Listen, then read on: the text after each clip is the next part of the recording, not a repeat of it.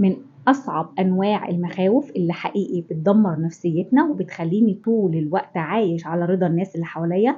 طول الوقت أنا بعمل حاجات مش بحبها عشان الناس اللي حواليا بتحبها. طول الوقت باجي على نفسي بزيادة. كل ده عشان أنا خايف من الرفض. كل ده أنا محتاج تقدير واحترام من الناس اللي حواليا. طول ما أنا عندي النوع ده من المخاوف، طول ما أنا نفسيتي متدمرة. طب أتعامل معاه إزاي؟ أول حاجة لازم إن أنا أحب ذاتي.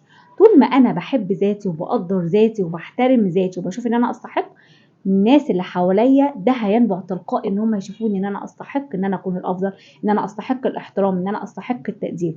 فالاحترام نابع من جوايا. أنت بتحب نفسك ولا لأ؟ أنت بتقدر نفسك ولا لأ؟ فده رقم واحد. رقم 2، أهم حاجة أعرف إن حتة الناس مركزة معايا دي حاجة مش حقيقة. يعني مش صح إن أنا أعيش طول حياتي واخد بالي إن فلان ده مركز معايا، فلان ده هيقول عليا كذا، فلان ده لو أنا عملت كذا يبقى رأيه كذا. أنت الناس مش مركزة معاك. كل واحد مركز في حياته. في ناس بتركز في حياة الناس التانية، بس ما تديهمش اهتمام وما تديهم ان هم يستحقوا التركيز قوي كده وان انا ادمر حياتي بسبب ان الناس مركزة معايا. خلي عندك حتة ان الناس كلها مركزة في حاجة، محدش مركز معايا. وابدأ حط ده جواك قوي وخليه يقين جواك.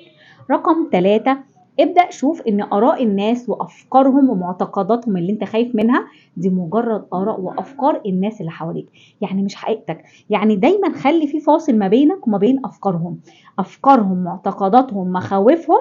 دي حياتهم هم، ده انعكاس لمخاوفهم. حاجات كتير جواهم نابعة من جواهم، مش حقيقتي. افصل ما بين ده وما بين حقيقتك.